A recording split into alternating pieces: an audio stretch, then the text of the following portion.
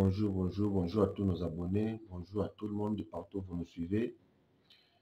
Nous sommes aujourd'hui 21 octobre 2022 où nous avons comme d'habitude de venir vous informer pour vous parler de l'actualité politique de l'heure sur ce qui se passe en République démocratique du Congo, avec notamment l'insécurité qui gagne la partie est de la République démocratique du Congo.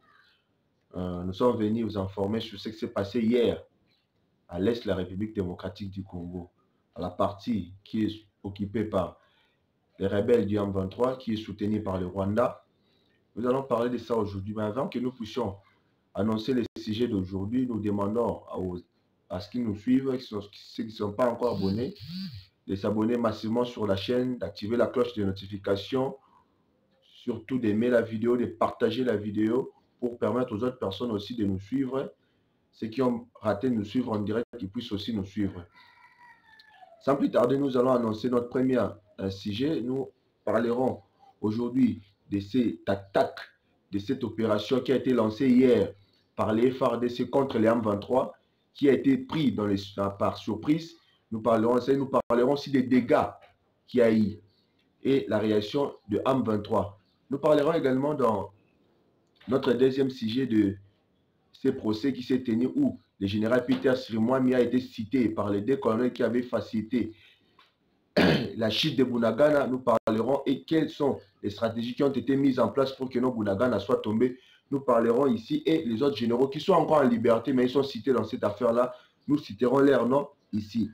Nous parlerons également sur la réponse du président Félix Tshisekedi sur le soutien du Rwanda au M23 qui continue à occuper certains territoires. Nous parlerons de cette décision qui vient de prendre le président Félix Tshisekedi sur la guerre ou pas la guerre, ou la diplomatie ou pas la diplomatie. Nous allons évoquer cela ici. Nous parlerons également de cette tension qui s'observe actuellement entre le Rwanda et l'Ouganda sur le fils du président Yoweri Kaguta Museveni, le général Muhoozi Kainerugaba, qui déjà est en train d'être intoxiqué par le Rwanda pour faire un coup d'État contre son père. Nous parlerons de la réaction du président Museveni ici. Nous parlerons également de cette première décision prise par le nouveau chef d'état-major général des FARDC, le général Christian Chiwewe, qui vient de prendre une première décision. Nous allons développer ça aujourd'hui dans cette émission. Avant que nous commencions notre premier sujet, nous demandons encore une fois de plus ceux qui ne sont pas encore abonnés de s'abonner massivement sur la chaîne, d'activer la cloche de notification, surtout de partager la vidéo, de suivre la vidéo jusqu'à la fin pour écouter les développements et apprendre ce que nous parlerons ici aujourd'hui. Les généraux qui ont facilité la chute de Bunagana, nous avons dit que au sein de FARDC, il y avait un problème. Et le problème au sein de FARDC, c'était l'infiltration, où chaque mouvement des FARDC était contrôlé par l'ennemi. À chaque fois où les FARDC prenaient les initiatives, des positions pour lancer des opérations contre les M23, c'est-à-dire les infiltrés qui étaient au sein des FARDC communiquaient notre position à l'ennemi pour que l'ennemi puisse connaître tout ce que nous comptons faire. Mais heureusement, grâce à la vigilance et à la clairvoyance du président Félix Tshisekedi, tous ces infiltrés ont été ôtés au sein des FARDC, enlevés, mis de côté, pour que les FARDC puissent savoir que les militaires républicains qui sont là uniquement pour servir la République démocratique du Congo. Hier, vers 15 h, nous avons vu les FARDC mener une attaque par surprise aux rebelles du M23 qui étaient là, ne savaient pas quand est-ce que les FARDC pouvaient nous attaquer. Et à une grande surprise, ils ont vu une attaque foudroyante des FARDC qui les ont pourchassés. Et actuellement, où nous vous parlons, les opérations se poursuivent pour traquer les M23 qui avaient l'intention de progresser et de contourner Rutshuru pour aller vers Goma. Maintenant, les FARDC ont pu recevoir des informations sur les services de renseignement qui les ont informés sur cette opération que comptaient faire les M23, et les FARDC ont pu riposter de façon très professionnelle. Et déjà, le bilan est tellement lourd que lorsqu'on vous attaque par surprise et que vous ne saviez pas quand est-ce que les FARDC pouvaient vous attaquer, et il y a eu beaucoup de morts du côté des M23, beaucoup de morts, et nous comptons vous donner des images sur ce qui s'est passé, sur le mort qui ont eu sur le terrain. Mais actuellement où nous vous parlons, le combat continue de se faire, plus précisément sur Rangina. Ce matin, le combat se continue encore sur la route Kasindi Goma. C'est cette route-là que la M23 voulait couper pour permettre leur avancée vers Goma. Alors les FARDC ont pu contre-attaquer et ils ont récupéré la route Kasindi Goma et ils ont mis les M23 en embuscade et beaucoup de morts du côté M23. C'est vraiment à féliciter le président Félix Tshisekedi qui a pu écouter la voix des Congolais qui ont dit que non, ils en ont militaires et belés. Les FARDC, au bazar la Katsuana, bazar ba traître, bango ne va pas sa position et la FARDC pas ennemi. Maintenant aujourd'hui, ba militaire wana bazar les sous-soutés, il y a beaucoup certains d'entre eux bana makala actuellement de Toloba, notamment le général Philemon Yav, le général Peter Sirimwami, tous ces gens qui sont à Makala. Maintenant les FARDC, bango ko mener action na bango facilement, tande ba mener action na bango kitoko au baké ko attaquer par surprise la M23 et beaucoup M23 bah koufi. Pourquoi? Parce que infiltration ils ont été communiquer sur M23 position FARDC à Zalisouté, ce qui a permis à ce que les FARDC va lancer à Soué à Makasi. Et actuellement où nous vous parlons, bah action ça pour continuer pour ça la Massadi, bon ça la suko patrouille, bazo traquer bango ba o ba kimaki, bazo landa bango pour commettre fin à l'histoire wana ya ba M23. Et les M23 au travers leur porte-parole, les majors Willy Ngoma, balobi que non, ils ont subi une attaque, c'était vers 15h25 où ils ont subi cette attaque, balobi que non, Ndenge FARDC a boyi voie ya kimia, a boyi négociation, a écarté bango la table de négociation sur le processus pour parler à Nairobi et à Kenya. Alors qu'est-ce qu'il faut se faire? Il faut que non, bango peut riposter de façon professionnelle pour que va récupérer le territoire na bango au baza ba kipagi ou actuellement les FARDC ba botoli bango. Alors nous savons que non, les combats seront très rides et nous félicitons les FARDC pour cet exploit. Nous parlerons dans notre deuxième sujet de ce procès. Et ce procès où il y a eu deux colonels qui étaient le commandant de bataillon, mais ces deux colonels avaient facilité à l'ennemi M23 sur la chute de Bunagana.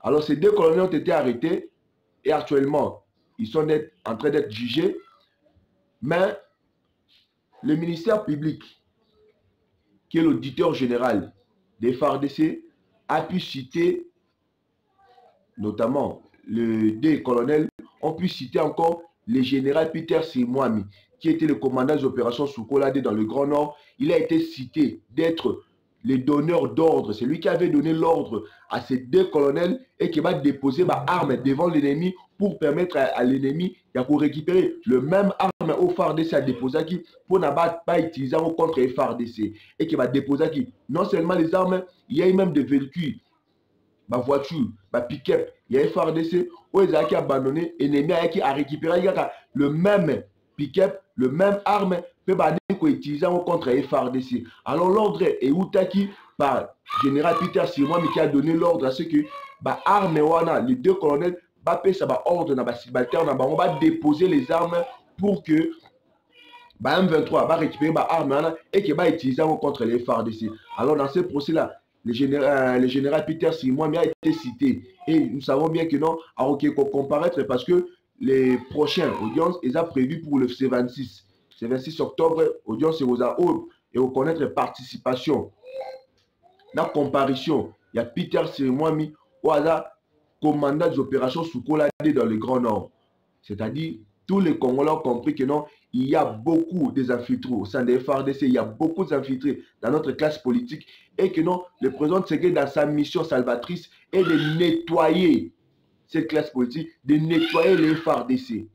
Pour que non, Nakacha FARDC a justement na ba Congolais au ba na loyauté partagée, au ba na loyauté envers la République démocratique du Congo. Alors, pour cela, les deux colonels, nous savons bien qu'ils seront condamnés à perpétuité ou condamnés à mort, bon, ça, on va perpétuité, mais le colonel, le général Peter Sirmouani, qui lui aussi a facilité la chute de Bunagana, il y aura 2 procès. Alors, on va appliquer la plus haute expression pénale pour lui et il sera condamné. Nous parlerons également de cette décision du président Félix Tshisekedi sur les soutiens des M23, du Rwanda au M23. Qui, les M23 n'a pas d'armes, les M23 n'a pas d'endroit où acheter des armes, mais les armes professionnelles, modernes, que les M23 utilisent actuellement, ça laisse à désirer et ça prouve à suffisance que non, na simanae, et ça na force encore, il y a ma casse ou ça na capacité d'autorisation, il y a ressources à armes, il y a coupé ça va armes. Et si vous voyez nous, même dans une vidéo que nous venons de mettre avant cette vidéo, vous verrez que le Major Willy Ngoma, qui est le porte-parole politique des M23, quand il faisait son interview, derrière lui, il y avait des gardes. Et si vous regardez la morphologie de ces gardes, vous verrez que non, ce ne sont pas des Congolais, mais ce sont des Rwandais. C'est-à-dire que c'est le Rwanda qui a payé M23, même ses militaires, pour que non, va imposer, parce que la mission était que non, va progresser vers Goma, va jouer Goma comme moyen de pression pour ne pas pousser le gouvernement congolais à négocier na bango. Heureusement que le président Félix Tshisekedi, même du haut de la tribune des Nations Unies, est resté ferme et il a dit que non, nous n'allons pas négocier avec l'ennemi. C'est une très bonne chose. Et l'ennemi qui s'est senti déjà que non, il est menacé en insécurité parce qu'il n'y a plus de personnes pour l'informer sur ce qui se passe à l'Est, notamment sur les FARDC. L'ennemi est tellement déboussolé et il ne sait plus sur qui se confier. Alors, l'ennemi hasard en débandade. C'est même pour ça que les FARDC va profiter d'amour pour mettre fin à cette histoire des M23 qui commençait déjà à nous agacer trop. Le président Tshisekedi a été clair. Il a dit que si la voie diplomatique n'a pas réussi, alors l'option de la guerre restera la seule option ultime pour que non, le Rwanda puisse se retirer totalement de la République démocratique du Congo. Félicitations au président Tshisekedi qui, de partout où il passe, il ne cesse de dénoncer et de citer ouvertement le Rwanda qui est derrière le M23, qui soutiennent le M23 sur notamment les hommes et les armements. Le président Tshisekedi a dit que si le Rwanda continue de soutenir les M23, il y aura comme conséquence que non, nous, la République démocratique du Congo, nous allons aussi faire la guerre au Rwanda. C'est-à-dire nous allons lever l'option pour faire la guerre au Rwanda. Alors actuellement, le président Tshisekedi qui a stationné les 2 tiers de l'armée congolaise, des FARDC, qui sont actuellement à Rutshuru et à Goma, ils attendent que l'ordre, parce que si le Rwanda progresse avec ces M23, ils progressent vers Goma, les FARDC aussi vont progresser vers Bunagana ou à la frontière, même vers Gisenyi, pour entrer officiellement sur le sol rwandais. Alors, vous savez déjà que non, les conséquences seront néfastes parce que le Rwanda, c'est un petit pays. Et ceux qui vont faire FARDC, va décider Kokota na Kigali, na Rwanda, c'est-à-dire le Rwanda avec les 30 000 éléments actifs, pendant que la République démocratique du Congo en a 180 000 éléments actifs sur place, sans compter les blessés et les autres. Mais les 180 000 éléments, c'est-à-dire c'est les 4 fois plus que le nombre de militaires rwandais.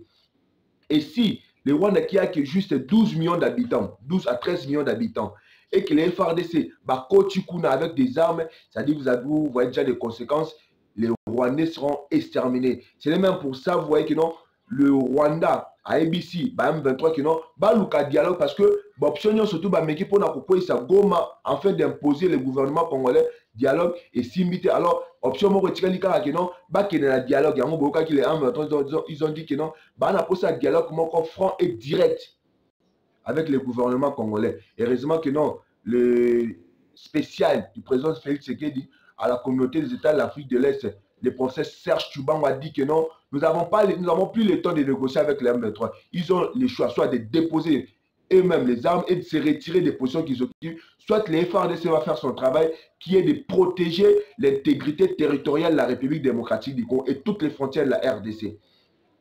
C'est-à-dire face à cette détermination du gouvernement congolais, de l'État congolais, le Rwanda s'est senti en insécurité. Et les Rwandais les M23 ne vont plus progresser, ils vont rester statiques. Et déjà les opérations qui ont été reprises par les FARDC parce que à l'époque, les FARDC lançaient des opérations. Ils voyaient que non, à chaque fois où nous lançons des opérations, l'ennemi comprend facilement nos positions. Bon, on comprend de tout ce que nous avons la. Alors, les FARDC, les présidents, c'est qu'il a dit que non, nous devons d'abord suspendre les opérations en attendant de nettoyer, de assainir l'armée congolaise et après de relancer les opérations. Et nous avons vu, après l'assainissement de l'armée congolaise, nous avons vu comment les commandants de la 3e zone de défense, les chefs d'état-major général, les commandants des opérations, tous ces personnes-là ont été mis de côté. Et aujourd'hui, les FARDC ont repris les attaques et nous voyons déjà les résultats qui sont positifs.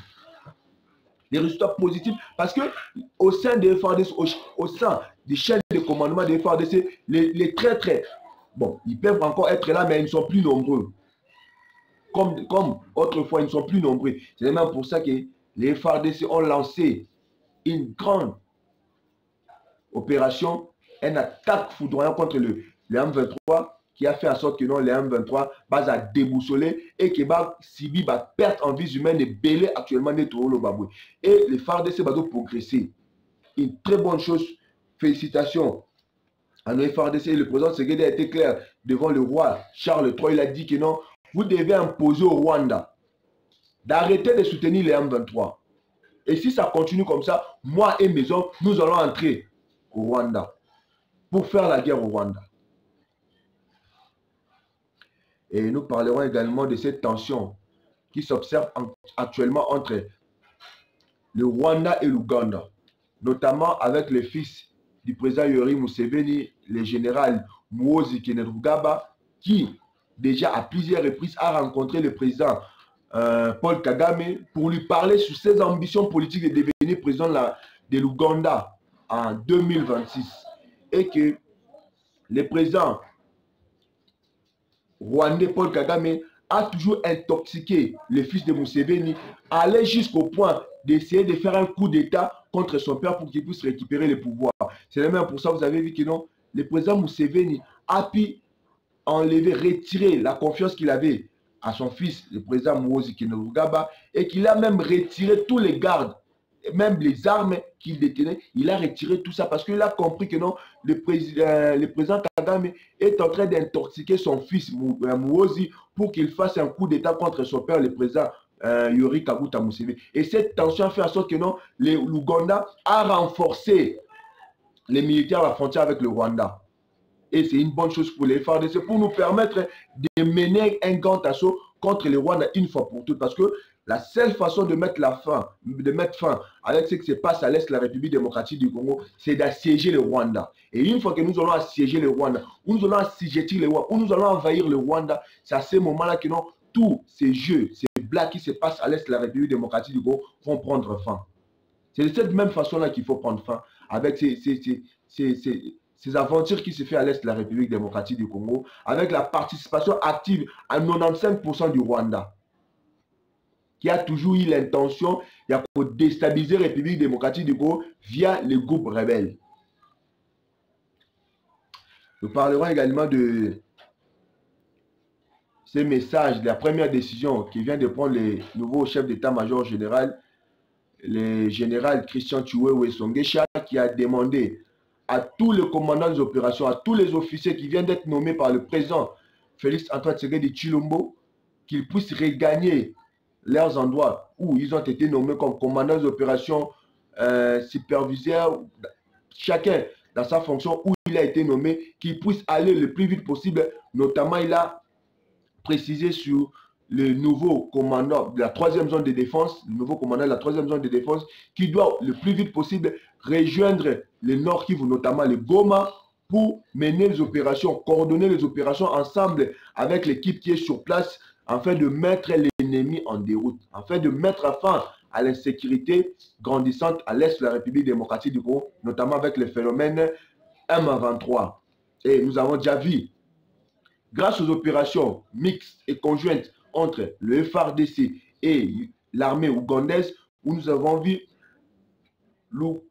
les FARDC dans cette opération mixte, dans ces patrouilles, ils ont pu découvrir les ADF ont créé un grand champ à Loni Bilanga Yamunene où bilangana et ravita rabango, notamment non seulement la roteka, mais permettre à bango peu comme l'oration pour que non balia et qui va continuer pour commettre d'atrocités. Et la coalition militaire FARDC et UPDF ont pu mettre la main sur quelqu'un. 14 rebelles terroristes ADF actuellement dans ma service de sécurité, précisément dans la province de Ituri. C'est même pour ça où le général Thio a demandé à ce que le commandant de la 3e zone de défense a rejoindre le plus vite possible l'Est de la République démocratique du Congo parce qu'il y a occupé toutes les 5 provinces où il y a dans l'Est de la République démocratique du Congo. Pour permettre à ceux que l'opération est à la lancer, à coordonner, à superviser l'opération pour que non aient à la réussite. Et ce sont ceux mêmes commandants d'opération qui ont donné les détails sur la participation et sur la trahison de l'ancien commandant des opérations, la 3e zone de défense. C'est-à-dire qu'il y a une tapé sur position tout, sur ce qui s'est passé, sur l'infiltration. Félicitations au commandant suprême des FARDC, le président Félix Antoine Tshisekedi Tshilombo Aigle, qui a pris cette initiative. Et pour aujourd'hui, nous arrêtons ici. Encore une fois de plus, nous demandons à ceux qui nous suivent de s'abonner massivement sur la chaîne, d'activer la cloche de notification, d'aimer la vidéo, surtout de partager la vidéo pour une façon de nous encourager pour ce grand travail que nous faisons pour vous. Parvenez-nous vos commentaires dans les commentaires, section commentaires, pour que nous puissions peut-être améliorer notre façon de vous communiquer et que nous changeons quelques petites choses parce que nous sommes des humains, nous avons toujours des imperfections, mais grâce à vous, nous pouvons arranger notre façon de vous communiquer. Pour aujourd'hui, nous arrêtons là et nous puissions que Dieu nous fasse grâce et que nous puissions nous rencontrer dans notre prochaine édition et que la paix quitte nos âmes et que Dieu bénisse la République démocratique du Congo ainsi que son président Félix Antoine Tshisekedi Tshilombo. Nous vous remercions.